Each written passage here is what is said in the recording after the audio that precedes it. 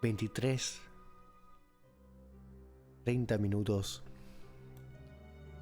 Bienvenidos a un nuevo Difunta Argentina. Hoy vamos a hablar de un caso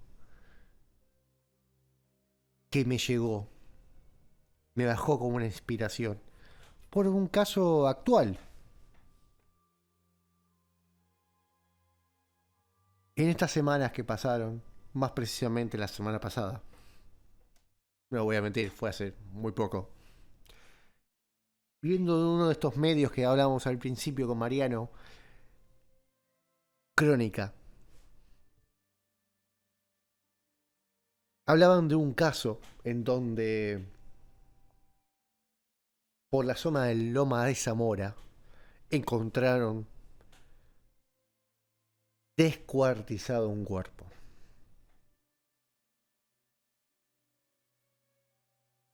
Estaba muy prolijamente descuartizado, tirado ahí entre lo que es la basura. Curiosamente tenía como un balde de cemento en la cabeza.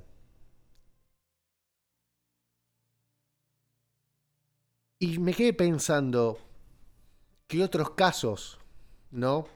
De descuartizadores tenemos en Argentina.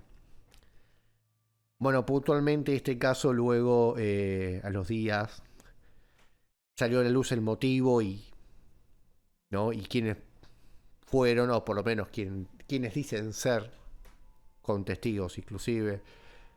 Se trataba de una persona, de un hombre, el difunto, que tenía denuncias de abusador, que había abusado de su hijastra, creo que hija o hijastra, perdón. Pero bueno, quien había cometido el delito en sí fue su pareja, quien, bueno, la habría matado. Y luego, juntos con unos conocidos carniceros de ella, bueno, han realizado los cortes pertinentes, porque habían comentado que estaban muy bien cortados. Estaban muy bien cortados y tal vez preparados, como en su momento Jorge Burgos, un hombre que vivía en barracas, cometió un delito. Obviamente no se supo que fue Jorge hasta casi el final de la historia. Historia que comienza allá en febrero de 1955. Época de carnavales en la ciudad, época donde hay mucho movimiento en la calle, época donde hay jolgorio. Quienes vivan en la zona de capital saben que es común que en ciertos lugares se practique el carnaval, que haya corte de calles, haya compra de alimentos en la calle, con distintos food trucks, hoy conocido como food trucks. Pero bueno, lo que debería haber sido una época de jolgorio en la ciudad terminó suscitando una época de desconcierto, una época de pavor. Corría febrero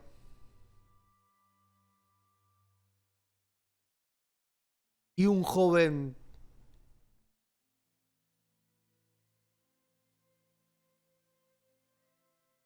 y un joven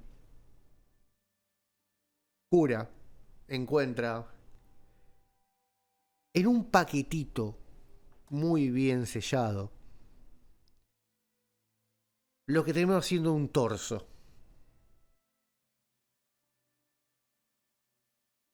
El cura de la zona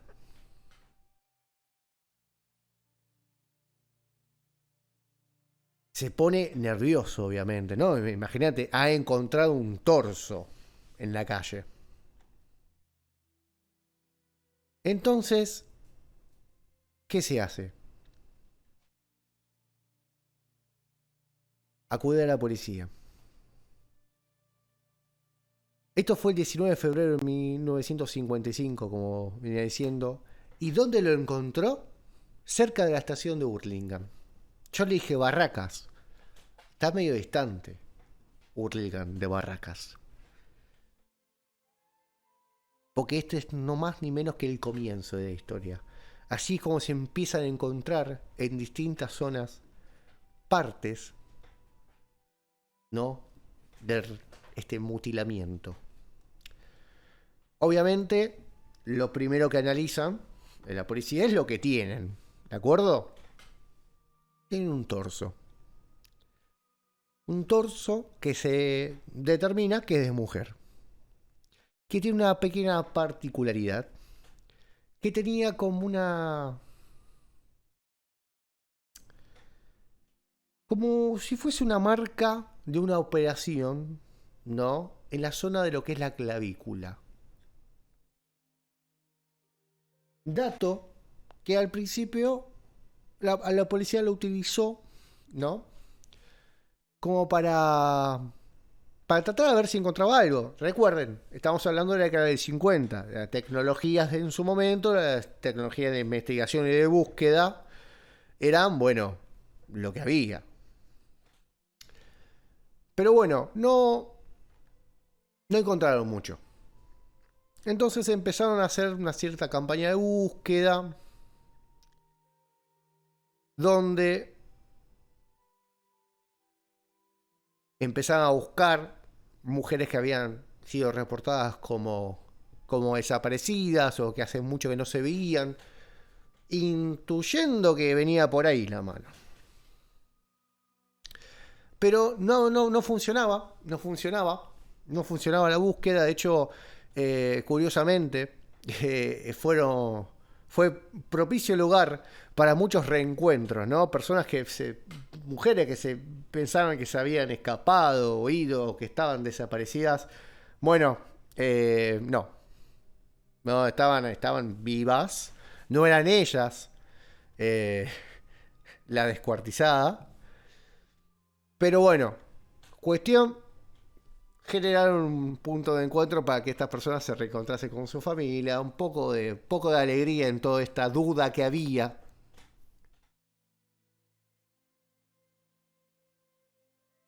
Muchas dudas había, de hecho.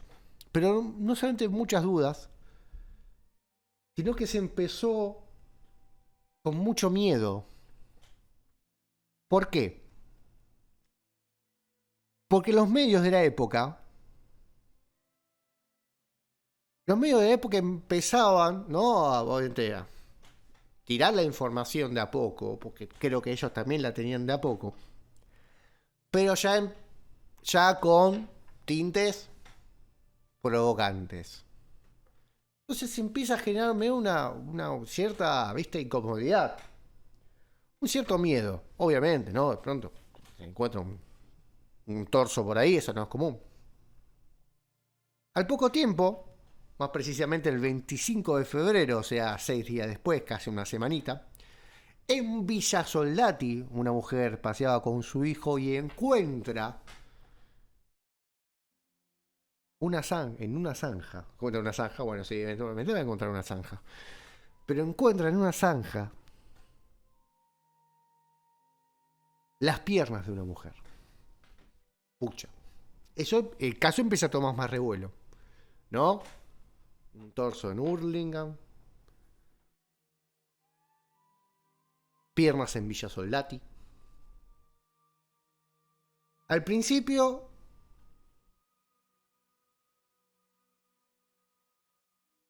parece que empiezan a tratar de hilar a ver si estamos hablando de la misma persona, ¿no? Digamos, me refiero a, che, voy encontrando, se van encontrando piezas de personas, ¿no? O sea, ¿es una persona o son varias? Bueno, eso es una de las teorías que los medios empezaban a opinar, a dar, ¿no? Che, pero estamos ante un asesino serial. ¿Esas piernas son de una persona y el torso es de otra? Ah, no se sabe. En su momento no se sabía. En verdad. Lo curioso es que luego a horas después del descubrimiento de las piernas, se avisó que un marinero que navegaba por el riachuelo, en el 55 todavía era viable, hoy es imposible, pero que descubrió en una canasta parte de la mano, por no decir una mano, que tenía las huellas dactilares borradas, limadas, y una cabeza. Sí, encontró una cabeza en un cesto.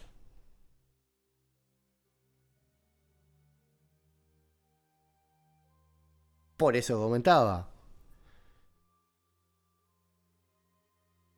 Los medios empezaron a vender esto como ¿qué está pasando acá? ¿No? Es un asesino serial. Es como el Jack Destripador del suelo porteño. Estamos ante un genio del mal. Y así empezaban a correr todos los rumores. Viste que el argentino, los argentinos, porque acá me incluyo, obviamente, somos así. Pasa algo y tenemos teoría de todo. De todo, ¿eh? Explota una bomba nuclear, sabemos de energía nuclear. Aparecen torsos, sabemos todo lo que es una parte de un cuerpo, cómo se puede trozar. Eso sí, todo estaba prolijamente guardado, y algo que llamaba la atención es que no había sangre en los paquetes que tenía. Es como si la persona que hubiese cometido este acto hubiese desangrado previamente el cadáver. Por ende, ya ahí tenemos una pista, una cierta acción, ¿no? Matar, desangrar, descuartizar. O al menos, digamos, hay un proceso de desangrado. Si la persona murió por el desangrado, no lo sabríamos hasta el momento.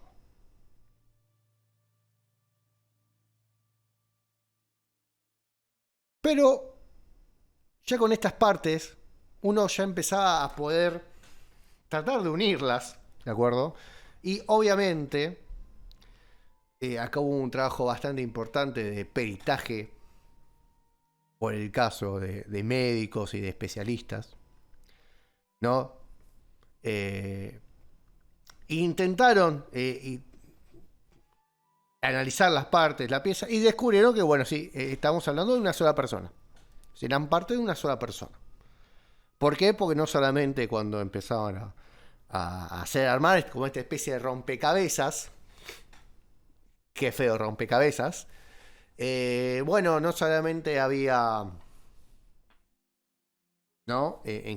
Encajes en los cortes, sino que, bueno, encontraban que tenían el mismo tiempo de putrefacción, digamos. Había ciertos estudios, ciertos análisis que hacía que indicaban que se trataba de la misma persona por el estado de sus huesos, el estado de estas piezas encontradas.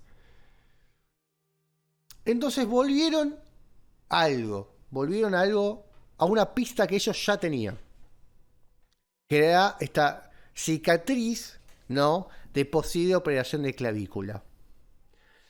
Que no era algo habitual en esos tiempos, por eso llamó la atención. Yo no conozco mucha gente que se opere la clavícula, ¿eh? Ojo. Ojo porque para mí tampoco es algo muy común.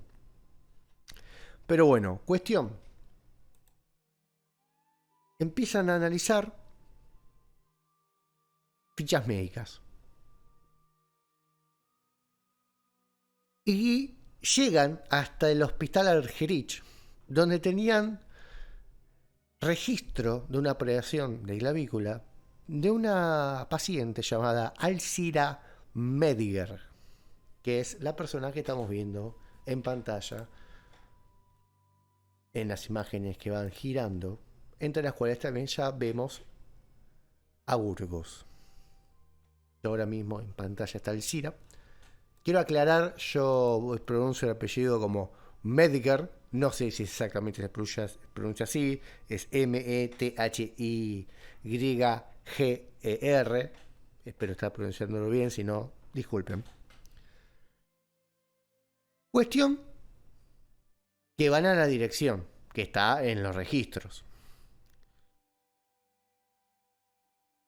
Y es la dirección esa dirección correspondía a la dirección donde una familia le había tomado a ella como empleada doméstica. A una dirección que quedaba en Barracas.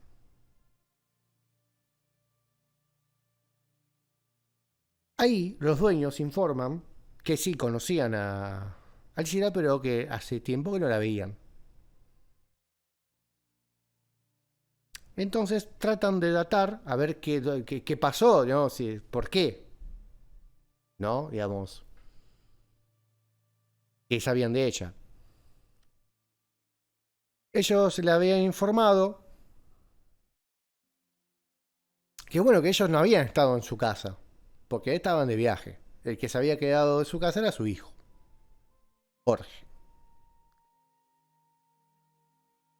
Poco después se enteraron que bueno, que Alcira se ubicaba momentáneamente en un hotel en la calle Chacabuco, donde se encontraron sus pertenencias, pero obviamente nadie sabía de ellas hace un tiempo. Sabían que sí trabajaban en unas casas de la zona,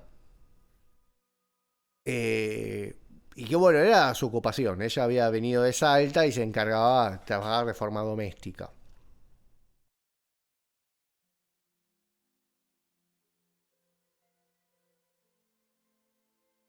Un tiempo después, muy poco después, de estas investigaciones que empezaron a cumplir, porque claro, hasta ahora no había mucho nexo, ¿no? Digamos, Alcira trabajaba en varias casas, tenía puesta la dirección de los Burgos dentro del registro, porque seguramente era la dirección en la que ella podía haber facilitado o lo que le llevaba de algún tipo de informe o algo.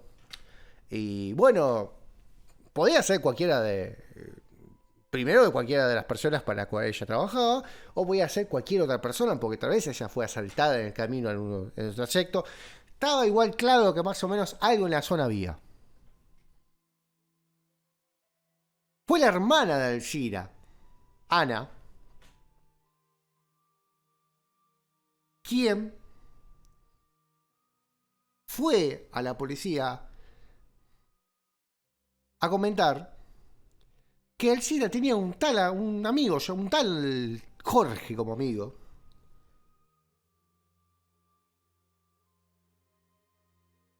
¿no? Y es este Jorge del que estábamos hablando.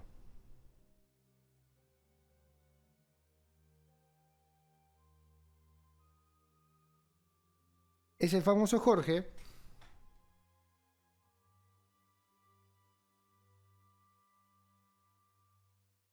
ese famoso Jorge, ese que se había quedado ese tiempo en su casa de Barracas,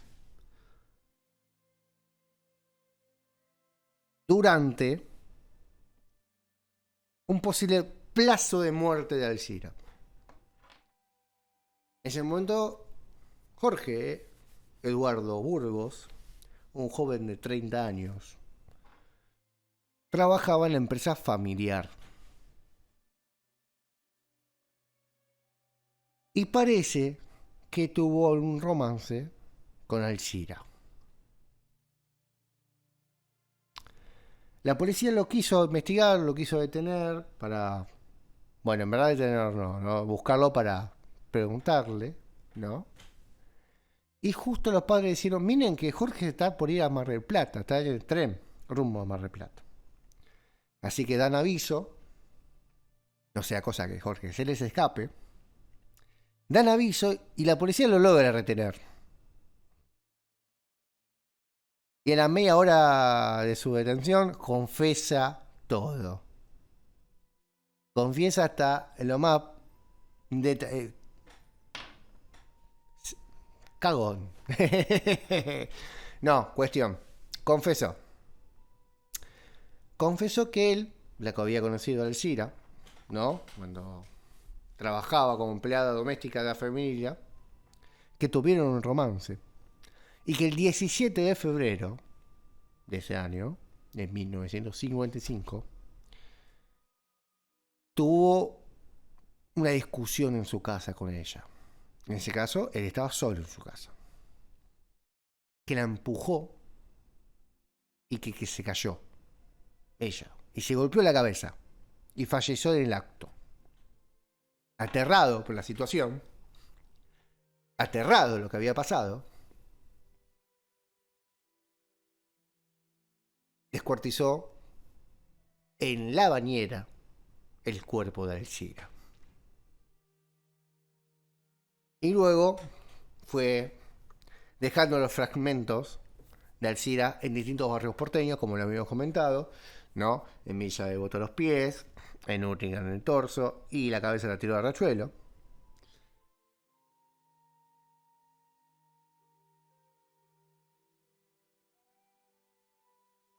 ¿Qué sé yo?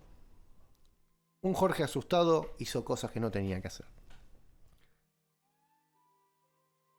Increíblemente, esto me parece que hay que resaltarlo, así como los medios habían empezado a vender, ¿no?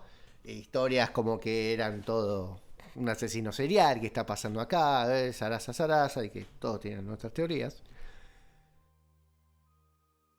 En la sociedad hubo una pequeña grieta, es increíble que haya una grieta con esto. Pero la hubo. ¿Por qué? Porque Burgos pertenecía a una familia respetada y decían que Alcira lo había seducido para quitarle su fortuna. Él simplemente cometió un acto tipo simple en homicidio y se asustó. Sí, bueno, digamos, no la torturó hasta morir, pero bueno, la mató en lo que según dice él un accidente, no importa, mataste a alguien igual, y luego descuartizaste su cadáver. Cuestión: Jorge Eduardo Burgos fue condenado a 20 años de prisión por homicidio simple. Un tribunal luego le redujo la pena a 14 años. Curiosamente, el descuartizamiento no fue considerado entonces por el juez como sentencia, como una forma de crueldad, sino como un intento de escapar del castigo. Es increíble. Yo, la verdad, estoy viendo acá ciertos registros que hay y no, y me parece terrible que no consideraban el descuartizamiento como parte del acto. Está bien que él a ver, sí. No soy quien para tomar decisiones sobre un homicidio, pero bueno, se entiende que fue un accidente. Pero eso, a descuartizar el cadáver, me parece un poco mucho. ¿Qué sé yo? Bueno, cuestión, él luego de pasar un par de años detenido, más o menos 10 años por buena conducta, sale. En esos momentos, bueno, se hizo devoto evangélico y hasta escribió un libro que se llama Yo no maté a Alcira. Dio algunas notas y en una de esas notas que dio cuando salió, y leo textual, comentaba lo siguiente: yo amaba a Alcira, la amaba como tal vez nadie pudo hacerlo. La había conocido varios años atrás, en ese desgraciado 17 de febrero de 1955. Primero nos hicimos amigos, más tarde novios. Alcira no era para mí una aventura. Un día, revisando uno de los libros que yo le prestaba, descubrí una carta. Estaba dirigida a un hombre. Comprendí que entre ambos existía una relación muy íntima. Una dura sorpresa para mí. Al día siguiente teníamos que encontrarnos en el departamento. Le enrostré su mal proceder. Qué poético este Jorge. Ella reaccionó violentamente. Nos ofuscamos, me agredió físicamente y yo perdí toda noción de lo que estaba sucediendo. Alcira me mordió una mano. Para tratar de zafarme, la tomé violentamente del cuello. Sentí que se desmayaba. Pasaron 10, 20 minutos y Alcira seguía inmóvil. No tenía pulso ni respiración.